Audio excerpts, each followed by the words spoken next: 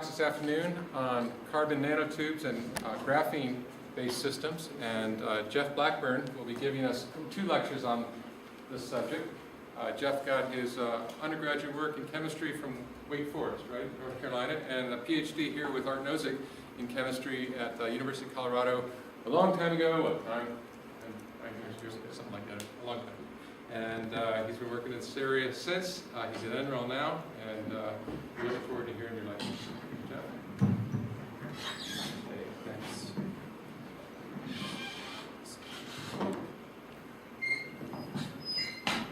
All right. So I made the first talk pretty broad about fundamental properties of graphene and single-wall carbon nanotubes, just to try to give you guys a feel of where the unique properties of these systems come from and why they are potentially interesting for photovoltaics. So just as a quiz, how many people are actively working with carbon nanotubes or graphene? So a couple, okay.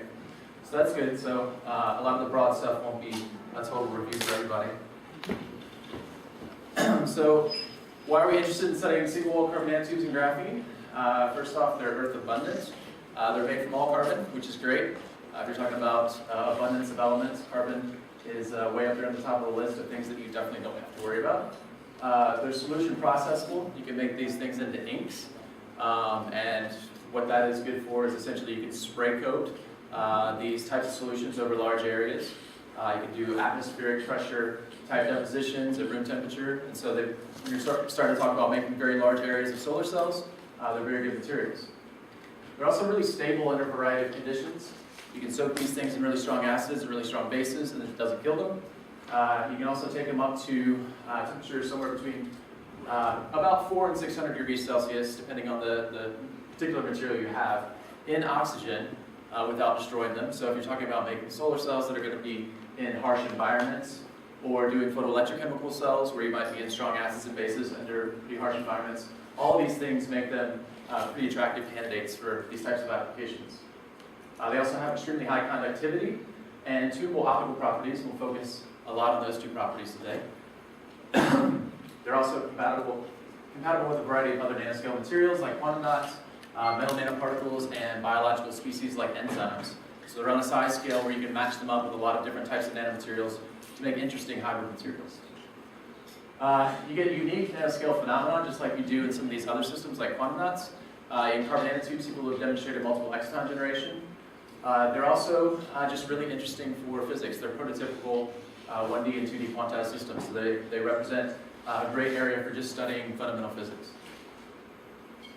So just to ease into why these systems are really great, you just go to looking at arenes and aromaticity. So this is a series of different arenes where you go from benzene to naphthalene to anthracene to tetracene. All carbon-based, and when you talk about carbon, you have the 1s orbital and you have the 3p orbitals. So when those come together and hybridize to make these hybrid orbitals, they're in a planar configuration. This is an sp2 orbital. So essentially,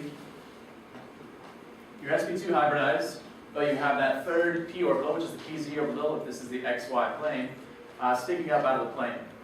So if we look at benzene, we have these sp2 sigma bonds, and then we have these pi bonds that are sticking out of the plane, and overlap between those pi bonds, between those p orbitals gives you these pi bonds, which means these electrons are highly delocalized.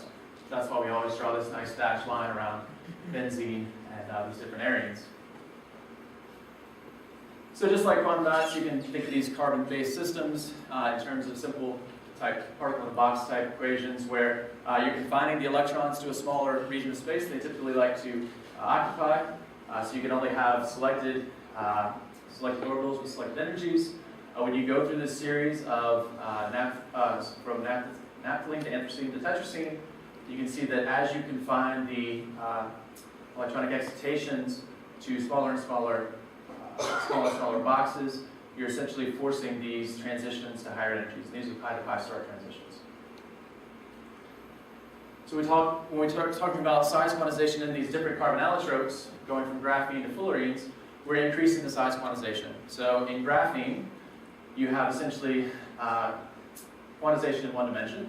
So you have a 2D quantum well. So these are the density of states pictures kind of schematics that people are used to seeing, where you go from a bulk semiconductor to a 2D quantum well with these steps.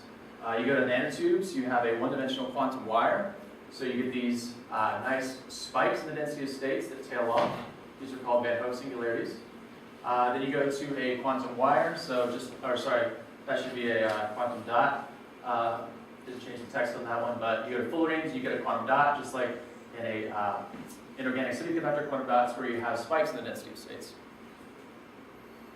So many of you are probably familiar with the story of how Andrei Geim and Konstantin Novoselov got the Nobel Prize in Physics in 2010. So this is a good example of how you can mess around in the lab and use very simple techniques and actually get Nobel Prizes out of it. What they did essentially was take a piece of highly oriented pyrolytic graphite, so HOPG, stick some Scotch tape on it, pull it up, and you end up with thin layers of graphite on there. You keep folding that tape over and over again, and you end up eventually with very few layer and single layer graphene samples. So you put this down onto silicon substrate with an oxide on it, and in a plain light microscope, you can see these little chunks of graphene. You can get good contrast between single layer, 2-layer, and 3-layer graphene samples. And they took these, and because they're on a silicon substrate with an oxide on there, you can make field effect transistors like Matt talked a lot about, and they made amplipolar field effect transistors that had very high mobilities, 15,000 to about 60,000 volts, centimeters squared per volt second. So why you get such interesting behavior from graphene and why you get such high mobilities, just a couple of slides about where these interesting properties come from. If you look at the real space lattice, this is the real space lattice of graphene with the two lattice vectors A1 and A2. Your unit cell comprises these two distinct atoms. These are called the A and B atoms. When you do the Fourier transform and transform that to the reciprocal lattice, you essentially end up with the reciprocal lattice shifted by 90 degrees, and you end up with these high symmetry points. So this high symmetry point right here is the gamma point, and this is the K and K prime points, which are equivalent but different based on these different A and B atoms. So when you look at that, reciprocal lattice and kind of turn that over to get this three-dimensional EK space diagram, what you see is you end up with the sigma orbitals essentially localized over the center of that Brillouin zone. This has a very large gap, which is about 20 eV, and the pi and pi star orbitals intersect at these K points, which are called the Dirac points. They're called the Dirac points because you have this linear dispersion of the energy and momentum about these points. So you end up with what are called Dirac cones, and essentially, because of this linear dispersion relation, these things behave like massless relativistic particles. So you can describe these types of particles with the Dirac equation and relativistic equation. So your energy varies linearly with K, and you end up being able to describe the Fermi velocity of these things relative to the speed of light. So there are a few interesting consequences of these, what are called massless Dirac fermions. You can essentially end up with, so let's see, starting from the left here, this is a field effect transistor. So similar to the ones Matt talked about, essentially we're going to larger gate voltages to end up with highly mobile electrons in our device, and going to larger and larger negative biases for the gate potential to localize holes in the system. So you end up with this ambipolar field effect transistor where you conduct either electrons or holes, and you end up with essentially a minimum conductivity that is not zero. And this is based on the fact that these are relativistic particles, so you can describe that minimum conductivity in units of the conductance quantum, which essentially says if you have ballistic transport, each carrier should conduct with E squared over H units, and this is a degeneracy value right here for 2 channels and 2 spins. So you can also go to the optical properties and define these optical properties as a function of these fundamental constants. In this case, you can look at the fine structure constant, which is simply E squared over H bar C, which is 1 over 137, which is a characteristic constant for any massless relativistic particle. So this is the same group, Geim and Novoselov, where essentially they looked at the transmittance through air, then a single layer graphene and a bilayer of graphene. And each additional layer you put down for the graphene, it absorbs 2.3% more of that light in the visible range. This can be described completely through this fine structure constant. So then one of the take-home messages of this slide then is that you have these very nice both electrical and optical properties. So essentially ballistic conductivity and also very low absorbance per single layer. So you have a single layer of atoms that can conduct electricity very well, but also doesn't absorb that much. So that actually plays into one of the applications I'll talk about in the second talk, where people use these as transparent conducting films. So soon after Gaiman and Voslov showed that you could exfoliate these things with tape, people started looking for more technologically relevant ways of actually dispersing these things and using them to make large area thin films and so on. So you can exfoliate graphene in solution. In this case, you can make thermodynamic dispersions in different solvents. So you pick the solvents with the correct surface energy. You simply sonicate these things, so this would be pristine graphite, and then centrifuge. Your sediment still has a lot of large chunks of graphite in it, and your supernatants, you end up with single sheets of graphene, a few layer sheets of graphene. So you have a stable colloidal dispersion then of these graphene sheets that you can then take and make actual films and devices out of. You can also do this, make these types of solutions with surfactants. So in this case, you have a surfactant with a hydrophobic portion that actually likes to interact with the graphene, and a hydrophilic that likes to interact with the water. So you can take these surfactants, sonicate pristine graphite in aqueous solution, and end up with a dark solution that has a large distribution of single layer and few layer graphene chunks in it. You can then take that and subject this to what's called density gradient ultracentrifugation that Nate touched on just a little bit, and I'll touch on more when we get to carbon nanotubes. And when you do this density gradient ultracentrifugation, these different graphene sheets will localize themselves at different portions of the density gradient according to their particular density. So you can isolate single sheets from 2-layer sheets, 3-layer sheets, and then these chunks of graphite. The technique that we use primarily, and the technique that's best for making very large areas of graphene, so macroscopic sheets that are centimeters, meters long, is chemical vapor deposition. So in this case, essentially what you do is you take a copper foil, which has limited solubility of carbon. You put this into your CVD chamber and flow methane and hydrogen over it at about 1,000 C. The methane essentially gets absorbed into the copper foil and decomposes into carbon, releases the hydrogen, and initially you nucleate and grow these graphene single crystals. So this is a CVD reaction where we've essentially arrested the growth at a particular point. All these are these little star-shaped graphene single crystals. And then for the later portion of your growth, you essentially can increase the pressure, fill in all those void spaces, the crystals start to merge and fill in the gaps, and you get this nice continuous film. It's a continuous film, but it's polycrystalline because all of these single grains of graphene are intersecting and making domains, and you end up with a polycrystalline film. So this method was pioneered by the Rodney Ruoff group in Austin, and they've actually gotten this technique up to a point in which you can make crystals, single crystals of graphene. So this is one single crystal that's up to about 0.5 millimeter in its dimensions. So you start to get really good defect-free transport in these types of large single crystals of graphene. So when you're talking about actually seeing graphene in the lab, what we do is we take our copper substrate. So for a CVD-grown graphene sample, we take our copper substrate. We can do transfer techniques where essentially you put down a polymer or heat transfer tape down onto that graphene sheet on top of the copper. You then etch away the copper, and then you can transfer that graphene sheet from your heat transfer tape or your polymer to any type of substrate you'd like. So this is a graphene sheet. This is a single layer of graphene transferred onto a silicon wafer with a thermal oxide. This is a good way to get very good contrast. So you might be kind of amazed that you can see one single layer of atoms, but you get some nice internal reflection to give you good contrast between these, since the silicon acts as the mirror.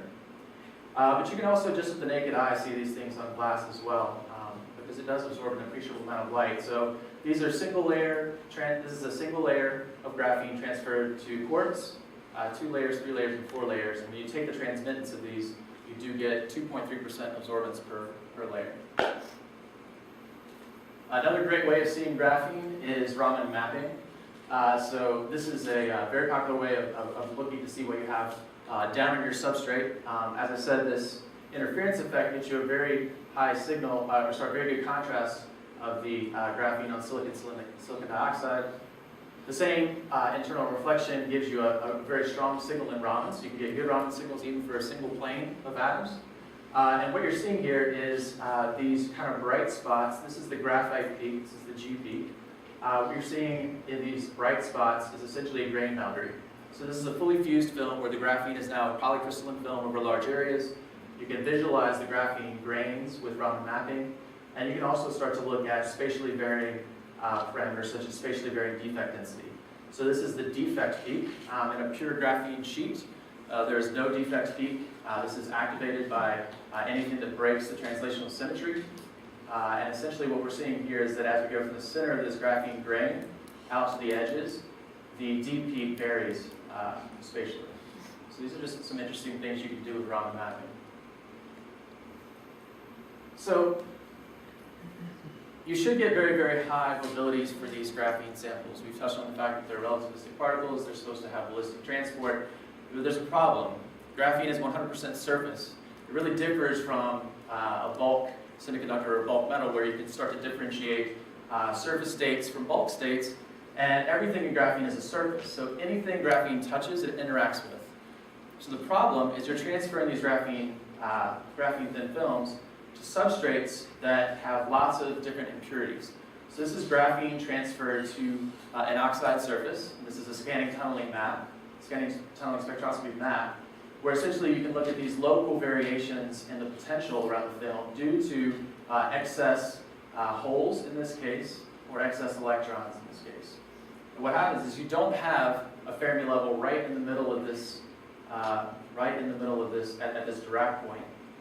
You essentially have this spatially varying, you have spatial variations in the electron hole densities. So at this point there might be excess electrons, at this point there might be excess holes. What that means is that as carriers propagate through this film, they're interacting with a very uneven potential landscape. So you get a limit to the mobility that you can actually achieve in these graphene devices when they're interacting on substrates with charged impurities, topological corrugations, and residue from any of these transfer agents that you use. So that's one of the big take-home messages, that graphene isn't perfect on normal substrates. So people have taken some really nice measures to play tricks with this and get towards these very, very high mobilities that you should see. One method is to essentially take graphene and suspend it across a trench. So this is an electrical measurement where they suspended this over a 150 nanometer trench. It's now a top-gated FET instead of a bottom-gated FET. And essentially, the 5K mobility of this is 200,000 centimeters squared per volt second. So if you compare that to normal mobility seen in, for instance, semiconducting polymers, you're talking about 1 times 10 to the negative third. Quantum dot solids, you're talking about 1 to 50, or maybe 0.1 to 50. So these are huge, huge mobilities. You can also take them and put them down on boron nitride substrates. So essentially, boron nitride is a really great material for this because of several different properties. It has a large electronic band gap. It's atomically flat, just like graphene. The lattice constant's within about 1.7% of graphene, and you can make it with very few dangling bonds.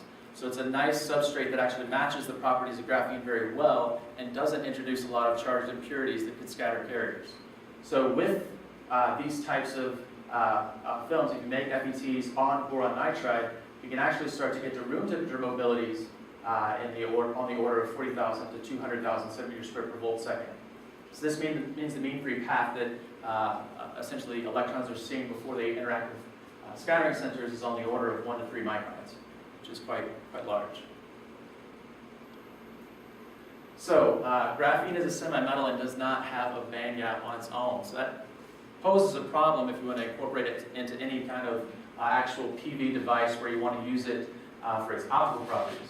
So there are a multitude of ways to open up band gaps in graphene. A couple of the first attempts were looking at opening up fairly small band gaps of graphene. So this is essentially a bilayer of graphene. And bilayer graphene, when it's stacked A and B, so that those two equivalent atoms, A and B, stack on top of each other, you end up essentially getting these parabolic bands that touch at the center.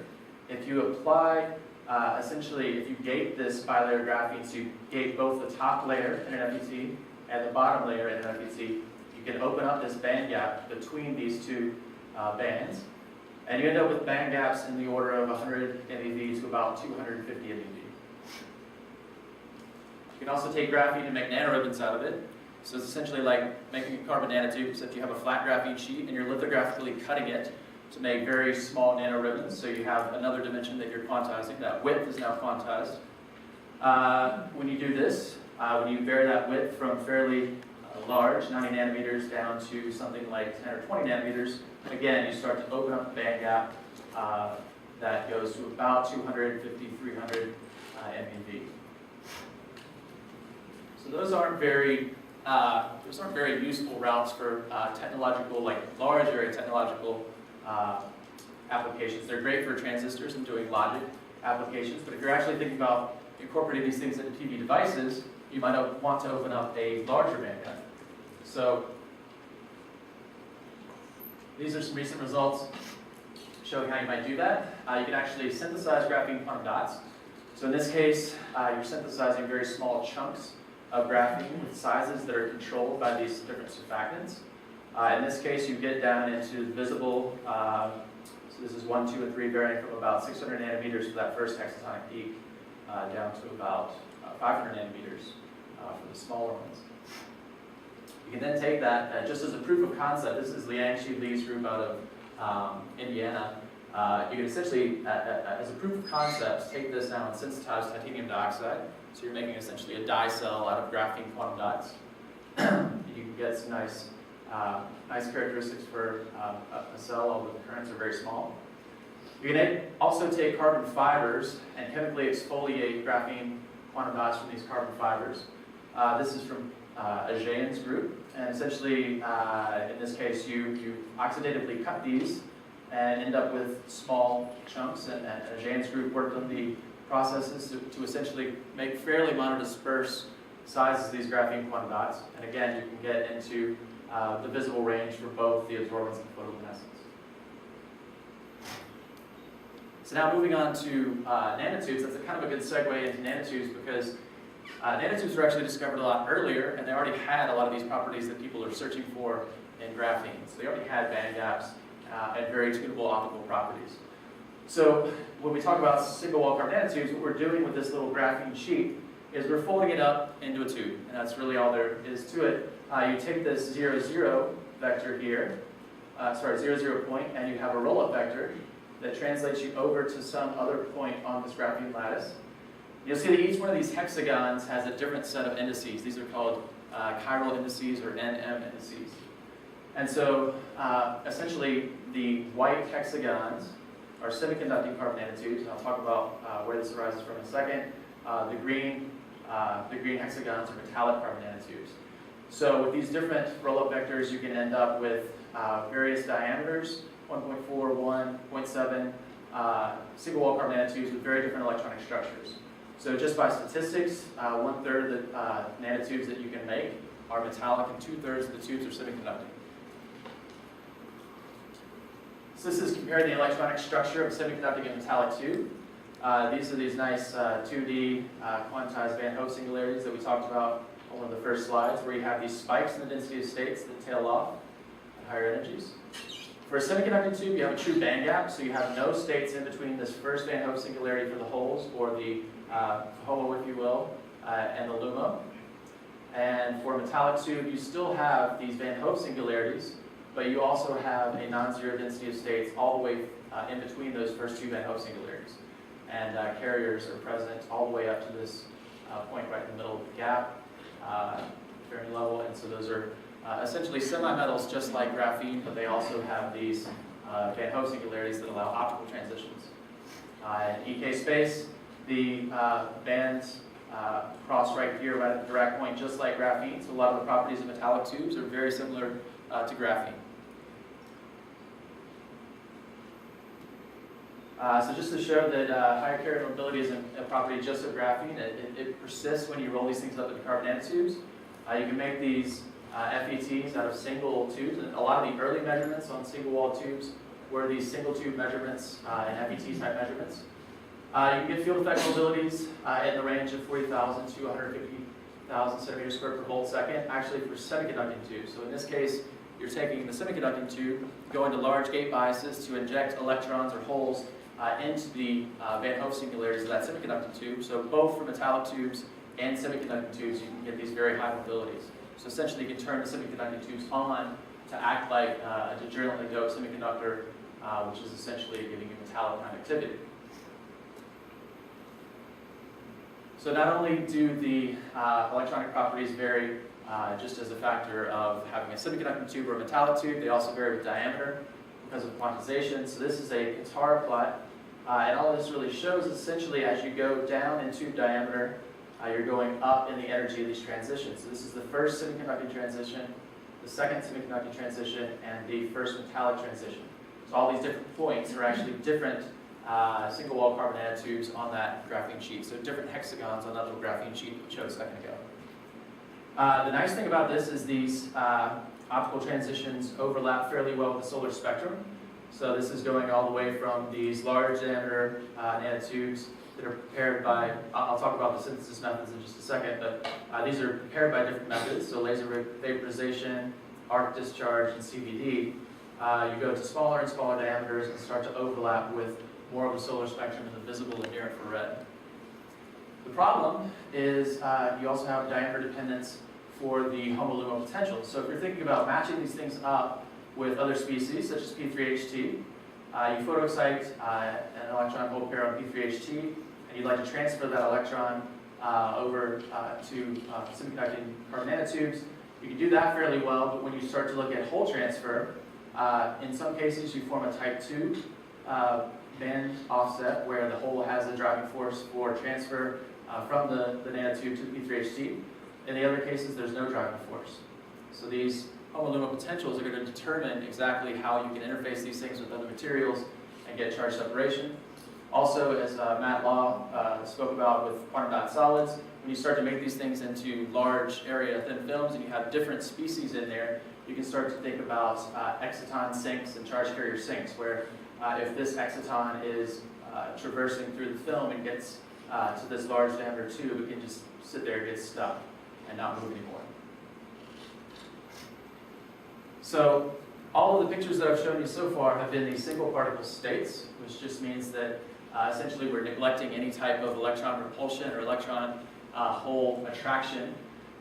When you take those things into account, so the electron-electron repulsions is the exchange energy, the electron hole correlation is the Coulomb binding energy, you end up with these exciton levels that are strongly confined. So you end up transforming these single particle density of states into a series of exciton levels. And the binding energy is essentially what you need to put into the system. When you photoexcite the system, you're photoexciting an exciton. To dissociate that exciton in free charge carriers, you have to put in this excess energy, which is the exciton binding energy, to end up with free carriers and put you back into this single particle density of states type of picture. The problem with nanotubes, and something we'll talk a lot about in the second part, the second talk, is these exciton binding energies are very large. So this is some seminal work from Gordana Dukovic and Tony Hines' group. Gordana's here at CU now, where they took different semiconducting nanotubes and looked at the exciton binding energy. You can see that this exciton binding energy is about 0.4 eV for a nanotube with a 1.2 EV band gap. So it's about a third of the band gap. So you're losing a lot of energy just trying to dissociate these excitons into these systems because there is such a strong electron hole Coulomb attraction. So here's some physical parameters of these nanotube excitons and what they might mean for actually putting these things into devices. The exciton size is on the order of about 2 nanometers. So this is a kind of a real scale model of the electron hole correlation length of that exciton size with a 6.5 semiconducting carbon nanotube. It's about 10 nanometers long. The lifetime of these excitons is much shorter than you would see for, say, for example, semiconductor quantum dots. Matt Law was talking about exciton lifetimes on the order of about 10 nanoseconds. The excitons and nanotubes only live for about 4 to 100 picoseconds, so much shorter lifetimes than in quantum dots or other species like that. The exciton diffusion length is actually fairly long. For the short-lived excitons, it's about 10 nanometers. For these long-lived excitons, it's about 300 nanometers. So what this implies is that over the course of its lifetime, an exciton can interact with many, many sites on this nanotube. So it can move over this nanotube and encounter over 10,000 carbon atoms. So any types of defects that you have in that species, we always draw these as nice, perfect carbon nanotubes. Any defects that you have, dangling bonds, rearrangements on that site that act as defects, can quench those excitons. So this is one reason why the photoluminescence quantum field, for example, is very low in carbon nanotubes. The exciton might also encounter two ends in very short nanotubes. So if your nanotube starts to get on the length scale of this 300 nanometer size scale or shorter, that exciton is going to interact with the ends, and it can be also quenched those ends, which act as defects. The exciton can also encounter many extrinsic species. So if you have solvent dipoles or something out here, or other species that you want to quench the exciton, like fullerenes or P3HT or quantum dots, it's going to encounter a lot of those species in its lifetime, so that you actually have a pretty good probability of associating that exciton over fairly large length scales. Just as a point of comparison, typical diffusion lengths in polymers, for example, P3HT, are much shorter, like 5 nanometers. So this is how there's a few different ways of synthesizing nanotubes. One way is laser vaporization. I'll touch on that in the next slide in more detail. There's also arc discharge. In both of these, essentially what you're doing is you're providing a large source of energy to create a carbon plume. And that carbon plume has catalyst particles in it, so metal catalyst particles in there that absorb the carbon fragments and then extrude carbon nanotubes. Chemical vapor deposition is another method.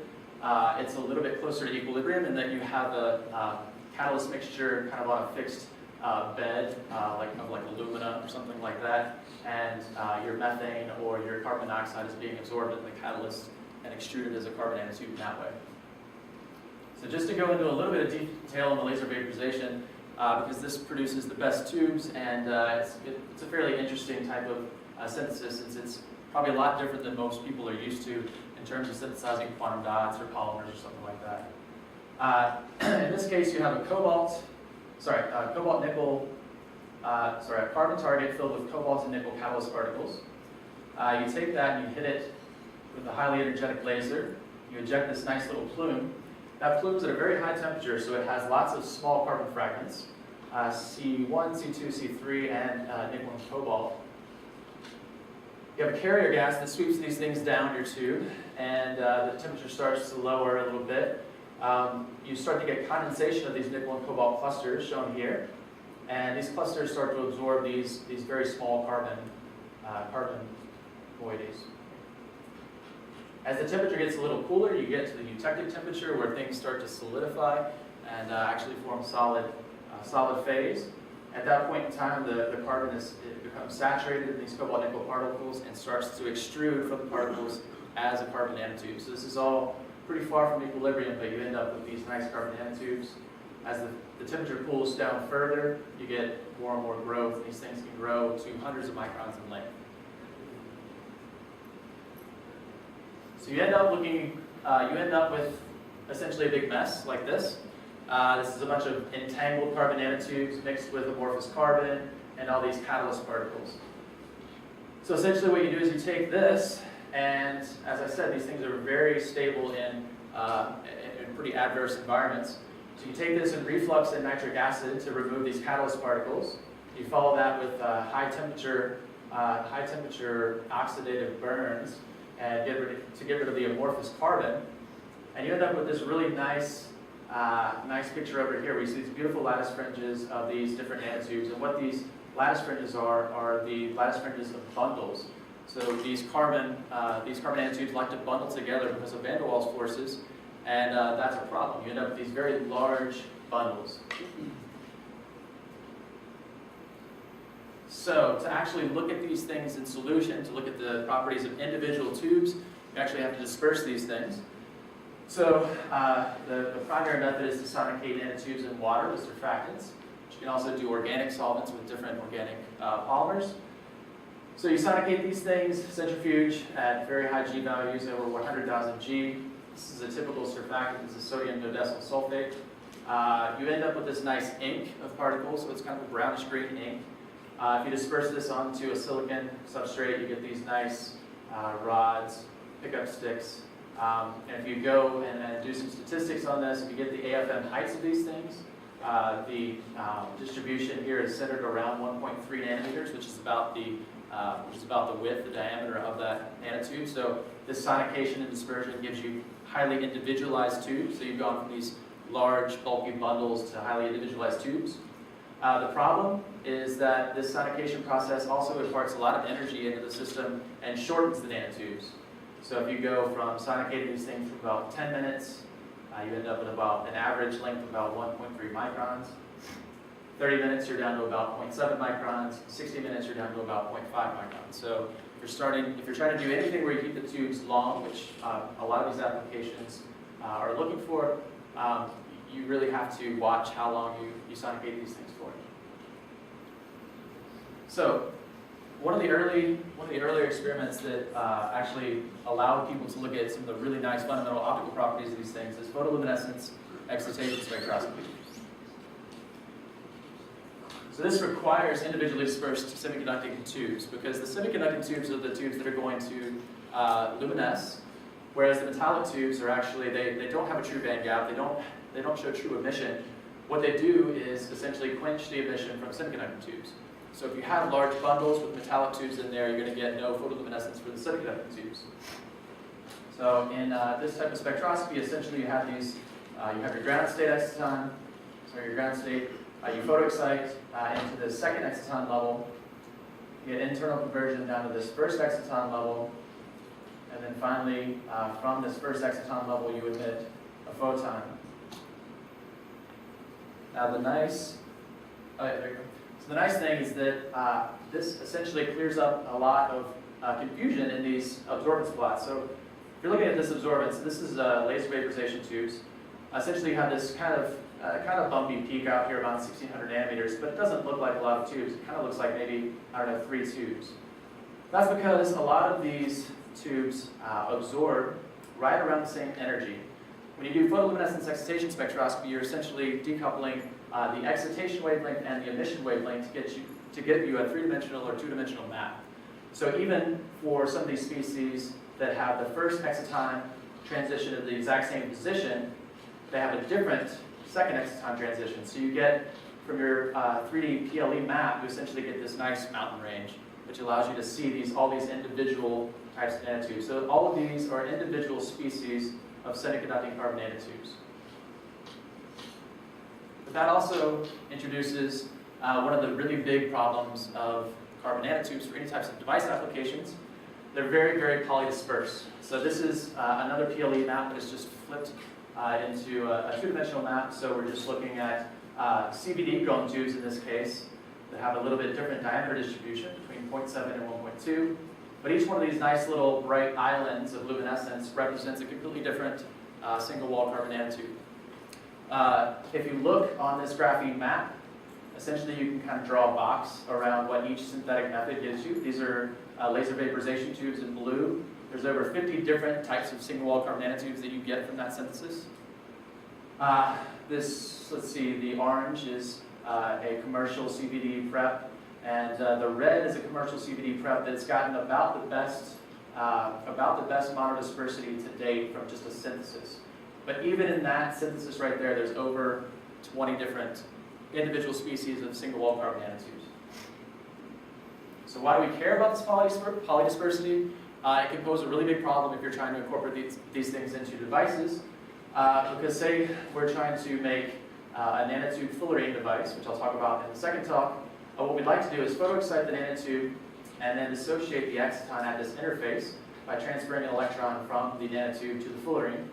The problem is that this energy is going to vary as a function of nanotube diameter and as a function of the individual particular carbon nanotube that we're looking at. So this driving force for charge separation is going to vary because both the excited state potential here is going to vary and the binding energy of that particular tube is going to vary. So you're really looking at a complicated system if you have these 20 to 50 different tubes in there.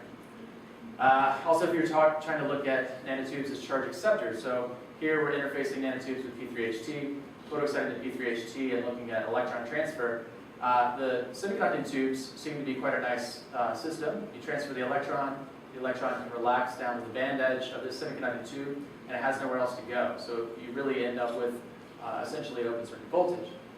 In the case of a metallic tube, you transfer an electron, it can actually fall all the way down through this density of states, and you lose all your voltage, you can just get recombination. So for the last little bit of the talk, I'm just going to talk about methods people are taking to actually separate these things by electronic structure and diameter, because this is really where the field has kind of made leaps and bounds since about 2006. So one that Nate touched on was density gradient ultracentrifugation. So essentially you disperse these, you make a density gradient in a centrifuge tube, so a linearly varying density gradient. So as you go down the centrifuge tube, your density varies from, in this case, 1.06 to about 1.14. If you put this thing in a high centrifugal force, what happens is if the density of your particle is more dense than the position it's at in the density gradient, it will essentially float up to a less dense area. If it's less dense, it will essentially sediment down until its density reaches the density of the density gradient at that particular point, which is called its isopicnic point. The way you utilize this for carbon nanotubes is that the surfactant that you put on these nanotubes affects the nanotube density. It can affect the nanotube density based on how compact or thick the surfactant coating is, and it can also affect it based on just the diameter of the tube.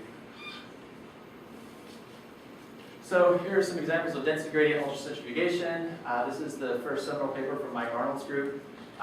Essentially you get these nice color bands where you can start to separate the nanotubes out by diameter, smaller diameter down to larger diameter, down to bundles. You can also change things around to use different mixtures of surfactants.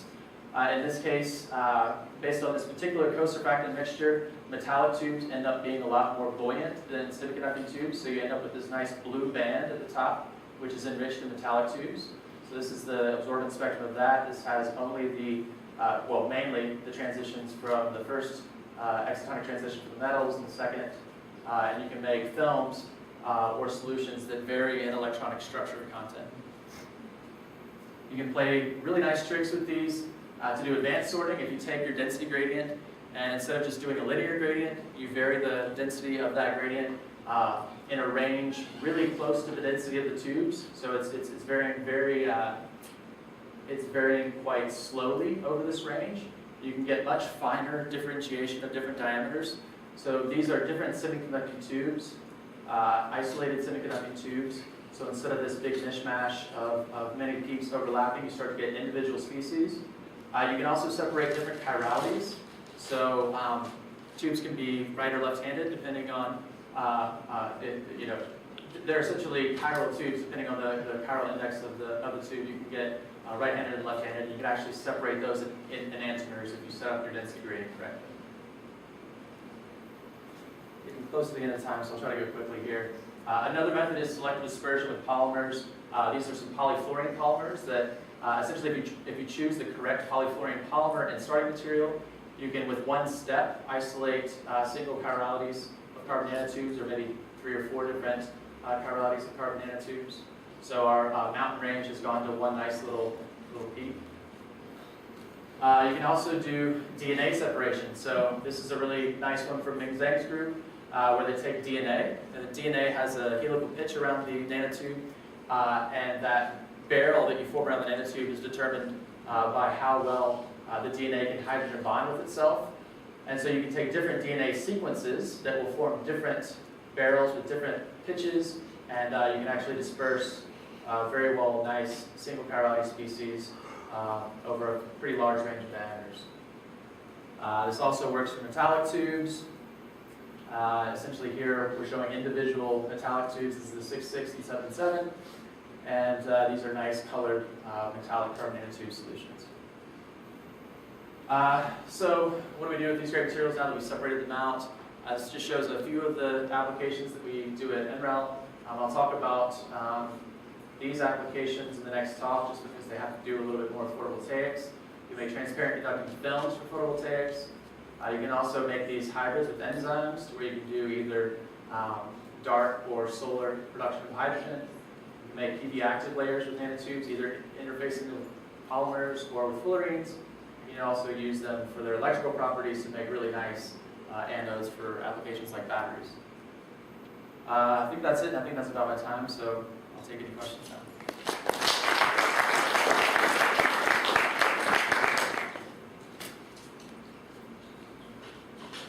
How difficult is it to functionalize these to chemistry? Yeah, you can. There's been a lot of work on actually functionalizing the surface. They're easier to functionalize than graphene because you have the curvature, so you have more sp3 character of the bonds than you would for, say, the graphene basal plane. So people have done a lot of work on functionalizing these things with carboxylic acids and then using those to make like amide bonds and stuff like that. So a lot of work has been done in that realm. The only problem with that is that you really start to tweak the electronic structure, that the nice electronic structure, highly delocalized electrons, really good transport properties that you would get from having a nice idealized tube that doesn't have functional groups on it. And does it cover the whole surface when you do that, or can you do just a single one or two functionalizations there? There's been some really great work out of Bruce Wiseman's group where they actually can watch it in real time. So they watch the functionalization of the surface with diazonium molecules in this case, and they'll watch individual atoms go on by fluorescence quenching. So they get these steps in photoluminescence. And so I think what hasn't been done with a lot of these systems is a real good chemical characterization in terms of FTIR, XPS, and stuff to characterize exactly what you have and the types of densities of functional groups that you have on the surface. A lot of that is still kind of a little bit of black magic. Thank you.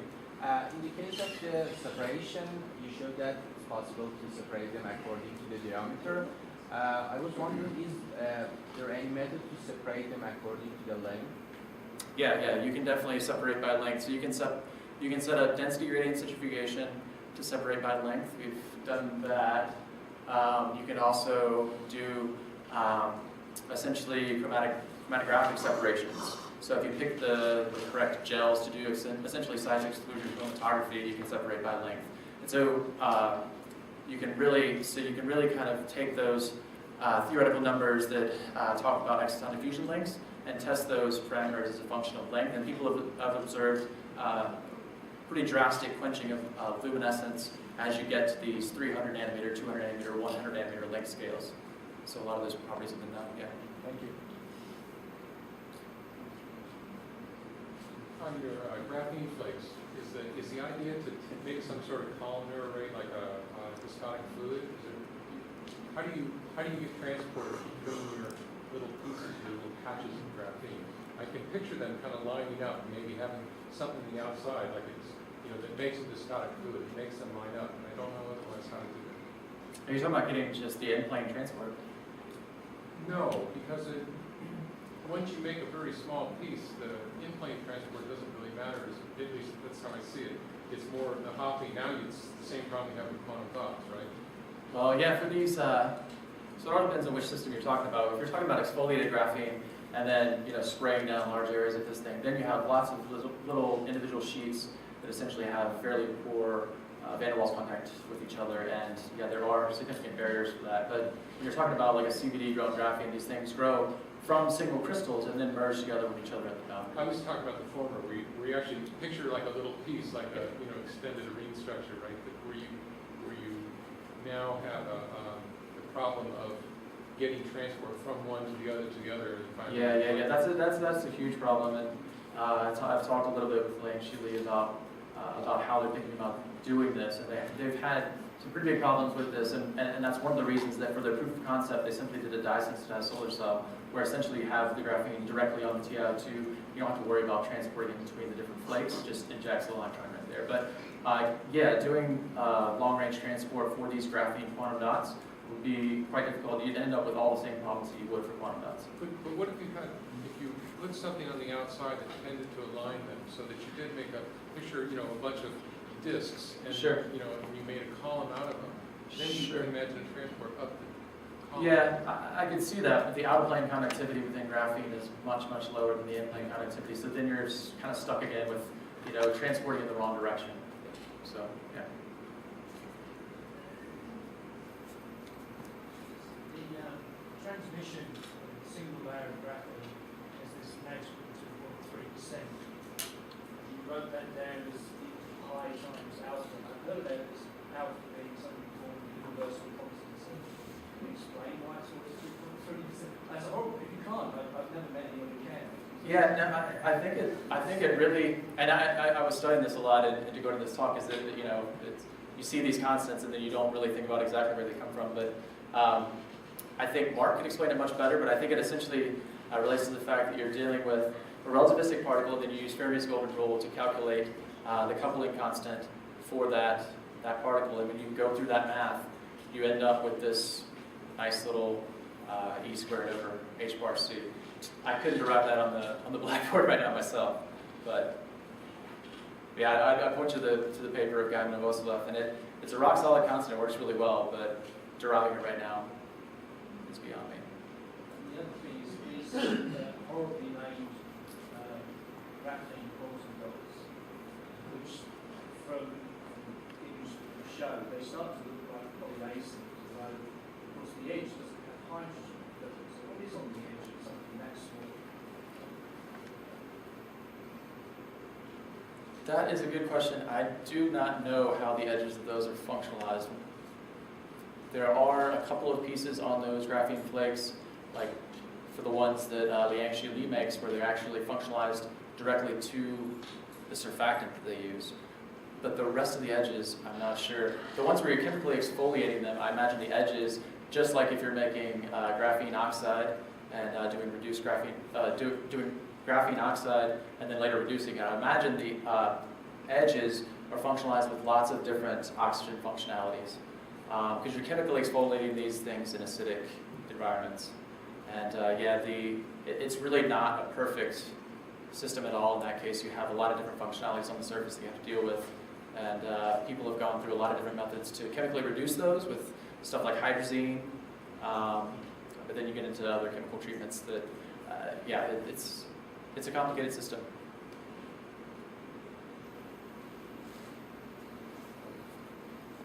Has anybody achieved to grow them from a substrate?